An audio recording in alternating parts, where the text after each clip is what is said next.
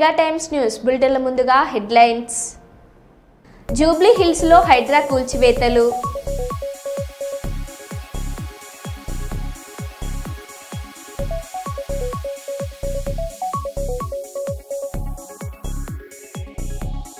తిరుమల కళ్యాణ మండపంలో నమాజ్ చేసిన ఓ వ్యక్తి.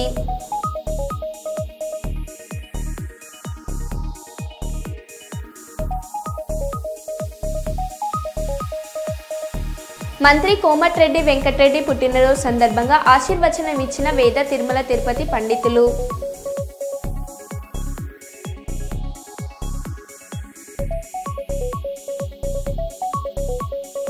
ఆపరేషన్ సింధూర్లో దాగి ఉన్న అసలు నిజాలతో అన్ని కోణాలను బహిర్గతం చేయాలి. CPI new democracy.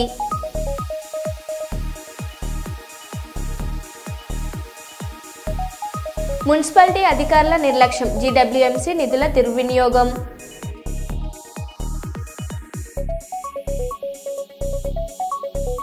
సుల్తానాబాద్ పట్టణంలో కేడీసీసీ బ్యాంక్ నూతన భవన ప్రారంభోత్సవం.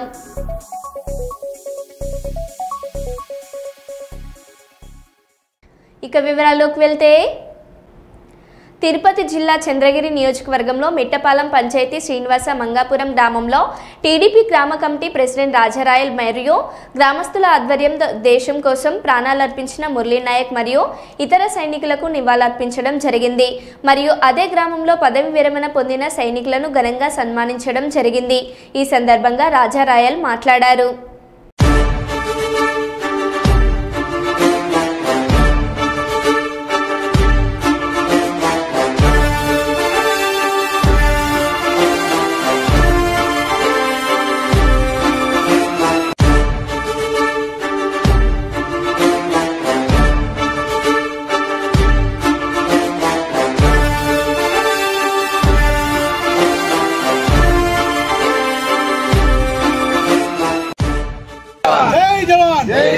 भारत माता की जय, भारत माता की जय, भारत माता की जय, भारत माता की जय, भारत माता की जय, भारत माता की जय.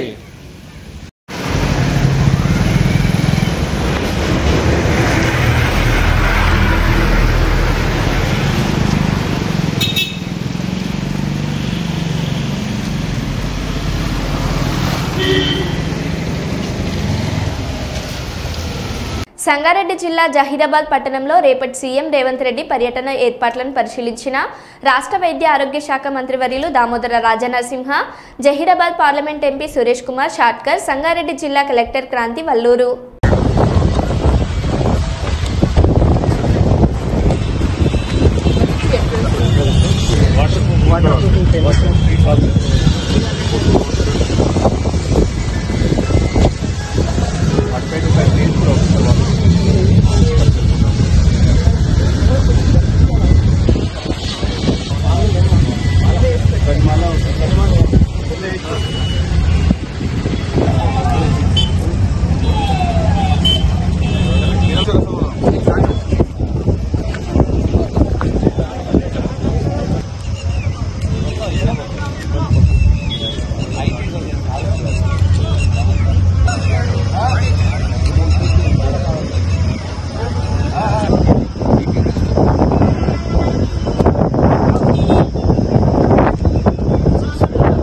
మంత్రి కోమటిరెడ్డి వెంకటరెడ్డి పుట్టినరోజు సందర్భంగా ఆశీర్వచనం ఇచ్చిన వేద తిరుమల తిరుపతి పండితులు.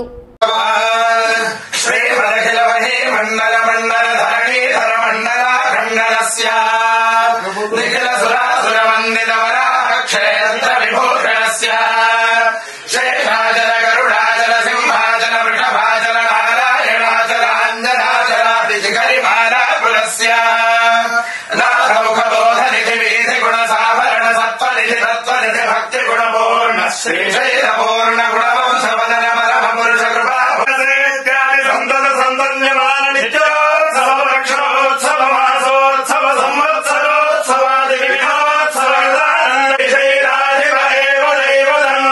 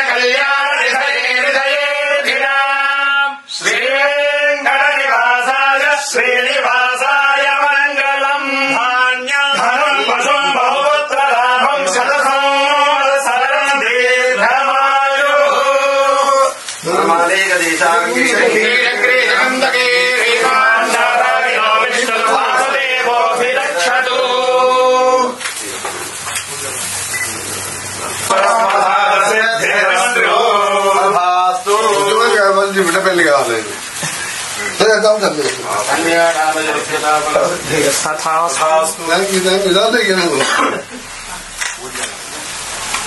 థ్యాంక్ యూ అన్న జన్మదిన మహోత్సవ శుభాకాంక్షలు. శ్రీమద్ వెంకటనాథాయ శ్రీనివాసాయ మంగళం. థ్యాంక్ యూ అన్న. తిరుమల కళ్యాణ మండపంలో నమాజ్ చేసిన ఒక వ్యక్తి దాదాపు 10 నిమిషాల పాటు హజ్రత్ క్యాప్ ధరించి తిరుమల కళ్యాణ మండపంలో నమాజ్ చేసిన వ్యక్తిని కనిపెట్టేందుకు విచారణ మొదలుపెట్టిన టీటీడీ విజిలెన్స్.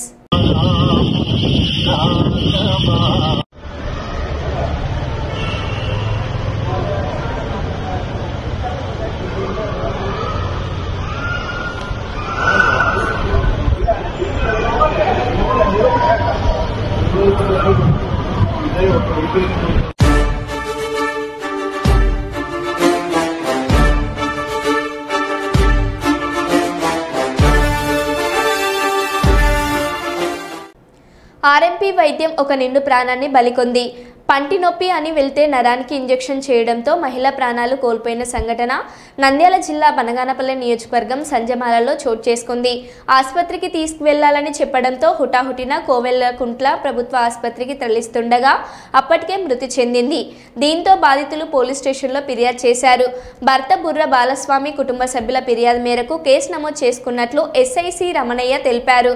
పోస్టుమార్టం చేయించి పరీక్షల నిమిత్తం ఫోరెన్సిక్ ల్యాబ్కు పంపుతున్నట్లు తెలిపారు.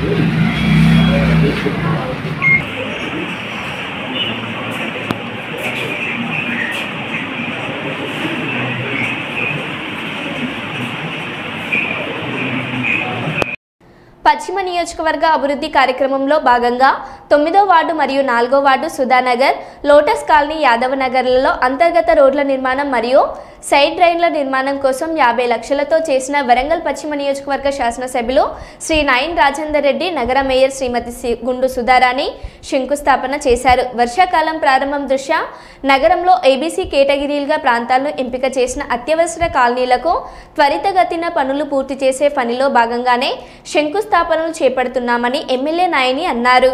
కొబ్బరికాయ కొట్టిన అనాది కాలంలోనే పనులు పూర్తి చేస్తున్నామని, వర్షపు నీరు ఆగకుండా చూడాలనేదే మా బాధ్యత అని పేర్కొన్నారు.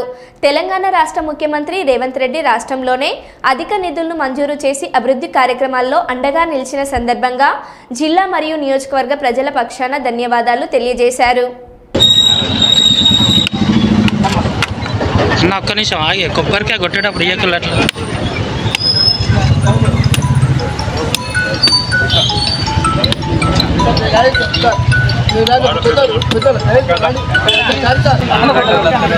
వెనక్కి జరుగు జాఫర్ భాయ్.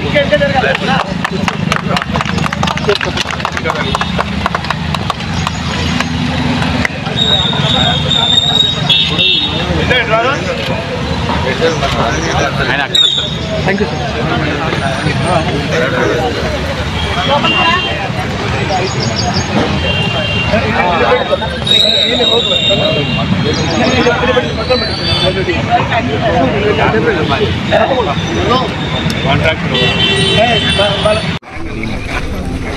ప్రజాపాలనలో భాగంగా 4వ డివిజన్లో అభివృద్ధి కార్యక్రమాలలో పాల్గొంటూ శంకుస్థాపనలు చేస్తూ వాటిని వర్షాకాలం రాకముందుకే కంప్లీట్ చేయాలనే ఆలోచనతోటి గత సంవత్సర కాలం నుంచి ఎక్కడ కూడా రోడ్లు ప్రారంభించి వారము 10 రోజులలోనే అవి కంప్లీట్ చేసి ముందుకు పోవటం జరుగుతున్నది. మరి ఎక్కడెక్కడైతే నీళ్లు నిల్చుంటున్నాయో, ఎక్కడెక్కడైతే లోతట్టు ప్రాంతాలకు ఇళ్లకు నీళ్ళు వస్తున్నాయో వాటిని ఏ కేటగిరీ, బి, సి కేటగిరీలు చేసి వాటిని ఎక్కడ కూడా నీళ్లు నిలవకుండా చేయటం ప్రయత్నంలో మేము ముందుకు వెళ్తున్నాం. దానిలో భాగంగానే 4వ డివిజన్కు రావటం జరిగింది. ఈ 4వ డివిజన్లో కూడా 3 వర్క్లను ఇలా ప్రారంభించడం జరిగింది. మరి రోజు ఒక డివిజను, 2 డివిజన్లలో ప్రారంభోత్సవాలు కోట్ల రూపాయల కొద్ది రేవంత్ రెడ్డి గారు ఇలా వరంగల్ జిల్లాకి ఇచ్చిన నిధులు ఎక్కడ నాకు తెలిసి ఏ జిల్లా కూడా ఇవ్వలేదు కావచ్చు. అన్ని నిధులు ఇవ్వటం వలన ఇవాళ హనుమకొండలో ఎక్కడ కూడా నీళ్లు నిల్వకుండా 95% మీదనే నీళ్లు నిల్వకుండా చేయగలిగినాం అనేది ఈ సంవత్సరంన్నర కాలంలో నిజంగా సంతోషకరమైన విషయం. మరి ఇంకొక ఆ 5%ను కూడా అతి త్వరలోనే డివిజన్లలో మేము తిరుగుతూ ఇక్కడ గతంలో మేము పాదయాత్రలు చేసినప్పుడు కానివ్వండి, ఇంకోటి మన గతంలో ఎలక్షన్లు గెలిచిన తర్వాత కూడా మేము డివిజన్లు కొన్ని తిరగడం జరిగింది. అక్కడ ఉన్న వాటిని కూడా మేము కాకినాడ జిల్లా ప్రతిపాడు నియోజకవర్గం రౌతులపూడి మండలం రామకృష్ణాపురం ఎం పద్మ అనే అంగన్వాడీ కార్యకర్తను అక్రమ తొలగింపుపై శంకవరం సమగ్ర శిశు అభివృద్ధి పథకం ప్రాజెక్టు కార్యాలయం ఎదుట నిరసన ధర్నా నిర్వహించారు. జిల్లా యూనియన్ సభ్యురాలు పద్మ సిడిపిఓ మొండి వైఖరి నశించాలి అంటూ నినాదాలు పలుకుతూ అంగన్వాడీ కార్యకర్తను విధుల్లోనికి తీసుకుపోకపోతే జిల్లా మరియు రాష్ట్ర వ్యాప్తంగా అంగన్వాడీ కార్యకర్తల యూనియన్ తరపున ఉద్యమం మరింత తీవ్రతకు దారితీస్తుందని హెచ్చరించారు. ఎటువంటి సమాచారం లేకుండా విధుల నుండి తొలగింపుపై పలు అనుమానాలు వ్యక్తమవుతున్నాయంటూ దళిత ఆడబిడ్డపై కక్ష సాధింపు సరికాదని సమాచారం కొరకు కార్యాలయంలోనూ ఫోన్లోనూ వివరణ అడగడానికి ప్రయత్నించగా మాట్లాడడానికి నిరాకరిస్తున్నారని అన్నారు.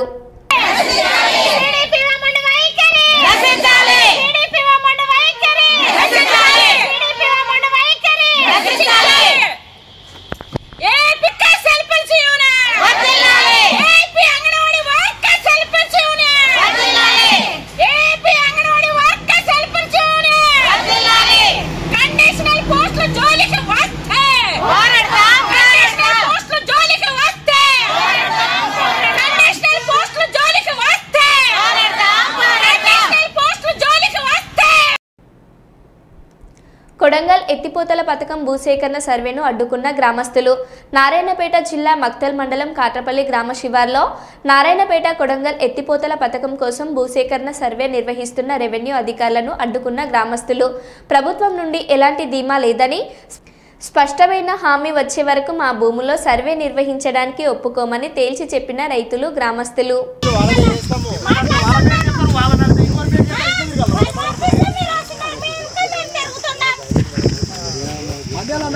ఫోటోలు చేసుకుని చేనులలో రెడీ చేసుకుంటే విరామం అయిపోయింది. ఇది ఒక పని అయిపోయింది.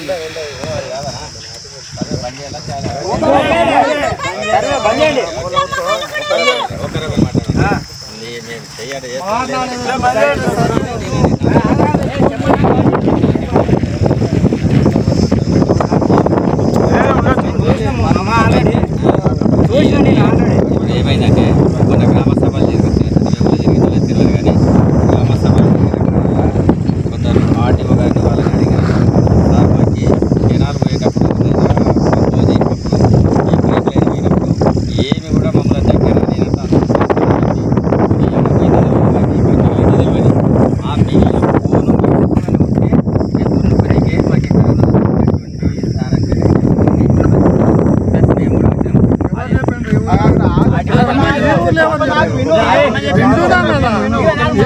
విని సాలైంది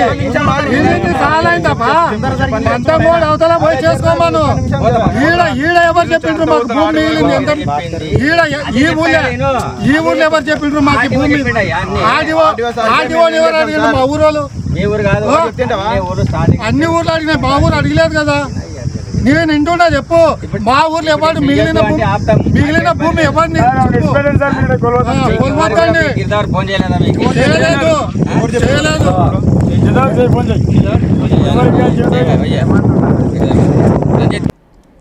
మంచిర్యాల అంతర్గం మధ్య గోదావరిపై వంతెన నిర్మించాలని డిమాండ్ చేస్తూ బీజేపీ ఆధ్వర్యంలో మంచిర్యాల గోదావరి వద్ద చేపట్టిన నిరసన కార్యక్రమంలో ముఖ్య అతిథిగా బీజేపీ నాయకులు రఘునాథ్ వెర్రవెల్లి మరియు జిల్లా అధ్యక్షులు నగరూరు వెంకటేశ్వర గౌడ్ పాల్గొన్నారు. ఈ సందర్భంగా రఘునాథ్ మాట్లాడారు.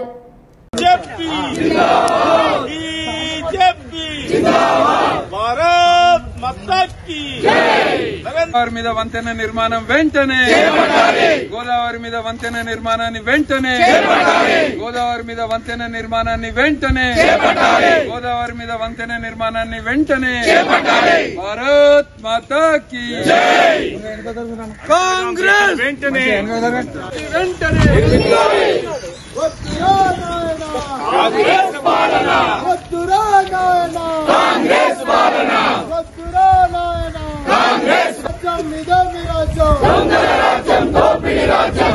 వద్దురా నాయన గోదావరిపై వంతెన నిర్మాణాన్ని వెంటనే గోదావరిపై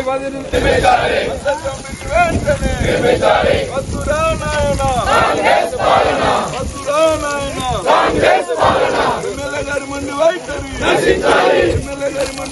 గోదావరిపై వంతెన నిర్మాణాన్ని వెంటనే గోదావరిపై వంతెన నిర్మాణాన్ని వెంటనే గోదావరిపై వంతెన నిర్మాణాన్ని వెంటనే ఎమ్మెల్యే మొండి వైఖరి ఎమ్మెల్యే మొండి వైఖరి ఎమ్మెల్యే మొండి వైఖరి ఇదేమి రాజ్యం ఇదేమి రాజ్యం ఇదేమి రాజ్యం ఇదేమి రాజ్యం ఇదేమి రాజ్యం ఇదేమి రాజ్యం దొంగల రాజ్యం దోపిడీ రాజ్యం వద్దురా నాయన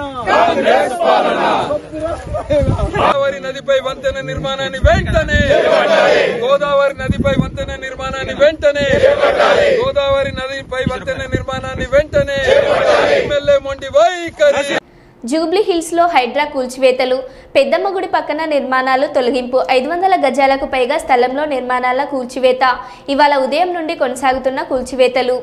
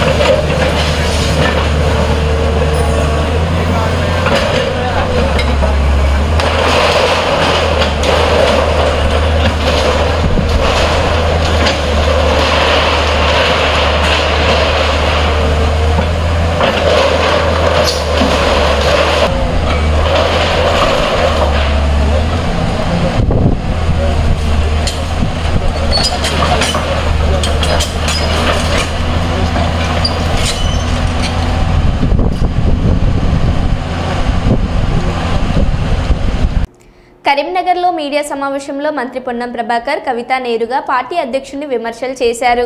2001 నుండి పార్టీలో ఉన్నవారిని ఎందుకు మాట్లాడడానికి అవకాశం ఇవ్వలేదు, బీజేపీపై సరైన విమర్శలు ఎందుకు చేయలేదు అని ప్రశ్నించారు. కాంగ్రెస్ పార్టీ తోటి ఇప్పుడు ఇది రాజకీయ పార్టీ, మేమేం మళ్ళీ దాన్ని క్రిటిసిజం కాదు, మేము మఠమో లేకపోతే ఇంకోటో జనరల్ గా వేరే కార్యక్రమాలే కాదు, యూఆర్ ఇన్ పాలిటిక్స్. రాజకీయాల్లో వస్తుంటారు పోతుంటారు. దానికి సంబంధించినటువంటి ఎవరు ఎప్పుడు రాజకీయ పరిణామాలు మారుతాయో నేనేం జ్యోతిష్కం చదవలే, కానీ అనేక పరిణామాలు జరుగుతాయి రాజకీయాలు ఏమున్నది. కాబట్టి ఇప్పుడు ఆ అంశంకు ప్రస్తావన లేకుండా కవిత గారు నేరుగా పార్టీ అధ్యక్షునిగా మొన్న జరిగినటువంటి సింహగర్జన సందర్భంగా 2001 నుంచి పార్టీలో ఉన్న వాళ్ళకి ఎందుకు అవకాశం ఇవ్వలే, అదేవిధంగా భారతీయ జనతా పార్టీని ఎందుకు టార్గెట్ చేయలే, కార్యకర్తలను కలవకుండా ఎందుకు దూరం ఉంటా ఉన్నారు, భారతీయ జనతా పార్టీ ఎందుకు లోపాయకారిగా ఒప్పందంలాగా మౌనంగా ఉంటున్నారనే అంశాలకు జవాబు చెప్పాలి ఇటు టీఆర్ఎస్ పార్టీ అటు బీజేపీ పార్టీ అని డిమాండ్ చేస్తాం. పిటిషన్ ఇచ్చినారు, ఇది బాంబులతోటి పేల్చినారు కావచ్చని. ఎంక్వైరీ కమిషన్ వేసిన రిపోర్ట్ నా దగ్గర కూడా ఉంది. నేను కూడా కాళేశ్వరం విజిట్కి అయినా అన్నాడు హుస్నాబాద్ అభ్యర్థిగా. ఎక్కడ కూడా అటువంటిది లేదు, అంత లోపలికి దిగి బాంబు పెట్టే అవకాశం లేదని ఆనాడు ఆ కమిటీ తీర్మానం వెరిఫికేషన్ పోలీస్ ఇంటరాక్షన్లో చెప్పినారు. ఇన్ని రోజుల తర్వాత మళ్ళా ప్రజలను డైవర్షన్ చేయాలని రేవంత్ రెడ్డి గారు కూడా నేషనల్ హెరాల్డ్ నోటీస్ వచ్చిందని, కాంగ్రెస్ పార్టీ అంతర్గత రాజకీయాలు చూసేదో విభేదాలున్నాయని, కాంగ్రెస్ పార్టీకి నువ్వు చెప్తే కాదు, కాంగ్రెస్ పార్టీలో అంతర్గత ప్రజాస్వామ్యం ముందు నుంచి ఉంది, భవిష్యత్తులో కూడా ఉంటుంది. అదే మా బలము, మా ఐక్యత కూడా. మేము అంతర్గతంగా ప్రజాస్వామికంగా ఎన్ని మాట్లాడుకున్నా శత్రువు వచ్చినప్పటికీ ఏ విధంగా 2023లో మిమ్మల్ని మట్టి కనిపించడం చూసినారు. కాబట్టి వాటి జోలుకోకుండా పెద్దలు కేసీఆర్ గారికి వచ్చినటువంటి నోటీసు మీద అవినీతి ఆరోపణల మీద నిజం తెలుసుకునే ప్రయత్నం చేయండి. కవిత గారు పేల్చిన బాంబుల మీద ముందు వాటికి సంబంధించిన డ్యామేజ్ ఏ విధంగా భారతీయ జనతా పార్టీతోటి మీరు ప్రత్యక్షంగా మేము శత్రువులం, రాజకీయ పరంగా విభేదాలున్నాయని చెప్పగలిగే శక్తి ఉంటే దాన్ని క్లియర్ చేసే ప్రయత్నం చేయండి. అవేం చేయకుండా కాంగ్రెస్ పార్టీ నాయకత్వాన్ని విమర్శ చేసి గొప్ప సాధించుకున్నామని చెప్తే అది సాధ్యం కాదు అనే మాట సందర్భంగా మనం నగర్ వినియోగదారుల సంస్థకు సంబంధించి కానీ లోక్సత్తా వ్యవహారాలకు సంబంధించి కానీ ఫిలిం సొసైటీకి సంబంధించి కానీ ఒక సోషల్ సామాజిక స్పృహతోటి ఆనాటి రాజకీయ భీష్ముడు చొక్కారావు గారి దగ్గర అనేక సందర్భాల్లో సహవాసం ఉన్నటువంటి శ్రీనివాస్ గారి విగ్రహావిష్కరణ సందర్భంగా వారికి నివాళులు అర్పిస్తూ ఈనాడు కూడా అవినీతికి వ్యతిరేకంగా నీతి నిజాయితీకి మారుపేరుగా సమాచార హక్కు చట్టం వినియోగించుకుంటూ అనేక సందర్భాల్లో ఇటు ఫిలిం సొసైటీకి సంబంధించి కానీ అటు కన్జ్యూమర్స్ కూడా న్యాయం జరిగే విధంగా పోరాటం చేసిన శ్రీనివాస్ గారికి నివాళులు అర్పిస్తా ఉన్నాం. వారి ఆత్మకు శాంతి చేకూరాలని కూడా ప్రార్థిస్తున్నాం.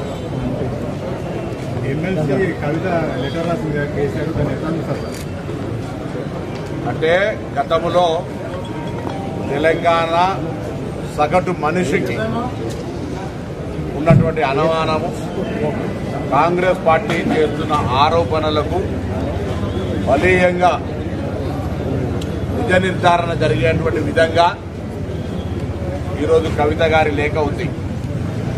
కవిత గారు అడిగిన ప్రశ్ననే కాంగ్రెస్ పార్టీ టీఆర్ఎస్లోని కొంతమంది కూడా భూపాలపల్లిలో పత్రికా విలేకరుల సమావేశంలో తెలంగాణ జనసమితి రాష్ట్ర అధ్యక్షుడు ఎమ్మెల్సీ ప్రొఫెసర్ కోదండరాం మాట్లాడుతూ, సార్ మాట్లాడిన మాటలు వీడియో ద్వారా మీకు పంపిస్తున్నాను.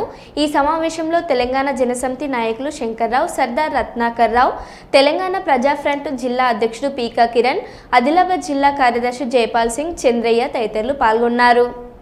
జరిగిన నంబాల కేశవరావు ఎన్కౌంటర్ విషయమై చాలా అనుమానాలు కలుగుతున్నాయి. ఇవాళ అందరూ ఒక అనుమానం ఏంటంటే ఆయన ఎక్కడనో పట్టుకొచ్చి కాల్చి చెప్పారు. గతంలో జరిగిన ఎన్కౌంటర్లు కూడా అదే పద్ధతుల్లో సాగింది. అందుకని ఈ విషయమై తప్పనిసరిగా ఒక సిట్టింగ్ హైకోర్టు జడ్జి చేత విచారణ జరిపించి వాస్తవాలు తేల్చాలని చెప్పి ఈ సందర్భంగా కోరుతా ఉన్నాం. రెండవది ఏంటంటే మనుషుల్ని ఈ రకంగా చంపటం ద్వారా ఒక రాజకీయాన్ని, ఒక సిద్ధాంతాన్ని రూపుమాపాలనుకోవటం కూడా చాలా పొరపాటు. ఆ రాజకీయాలతో మనం అందరం అంగీకరించాలని లేదు, నాకు కూడా ఏకాభిప్రాయం ఉండాలని ఏం లేదు. కానీ రాజకీయాలతో వ్యవహరించేటప్పుడు రాజకీయపరమైన విమర్శలే ఉండాలి, రాజకీయపరమైన వాదనలే ఉండాలి తప్ప ఈ రకమైన పద్ధతులు పనిచేయవు. అది అనవసరమైనటువంటి హింసకు దారితీస్తూ ఉంటుంది, సమాజాన్ని అగ్నిగుండంగా మార్చేస్తూ ఉంటుంది. అందుకని ఇటువంటి నరమేధాన్ని ప్రభుత్వం ఆపాలి. తలలను మనం వెలగట్టి వెంటాడి చంపటం అనేది మానవతా విలువలకు విరుద్ధము, అది చట్టానికి కూడా విరుద్ధం. ఏ చట్టం కూడా అట్లా చంపటాన్ని అంగీకరించదు. అందుకని ఈ ఎన్కౌంటర్ను ఖండిస్తూ తప్పనిసరిగా దీనిపై విచారణ జరిపి వాస్తవాలు తేల్చాలని శాంతి చర్చలు జరిపి నక్సలైట్లు కోరుకుంటున్నారు కూడా. ఇవాళ శాంతి చర్చలు జరపమని మావోయిస్టులు శాంతి చర్చలకు సుముఖంగా ఉన్నారు, ప్రకటన చేశారు. కాబట్టి శాంతి చర్చలు జరిపి ఈ మొత్తంగా అక్కడ ఛత్తీస్గఢ్లో శాంతిని పెంపొందింపజేయాలని, ఈ రకమైన నరమేధాన్ని ఆపాలని ఈ సందర్భంగా నేను కేంద్ర ప్రభుత్వానికి విజ్ఞప్తి చేస్తాను. మరో బులెటిన్లో మళ్ళీ కలుద్దాం. Stay tune.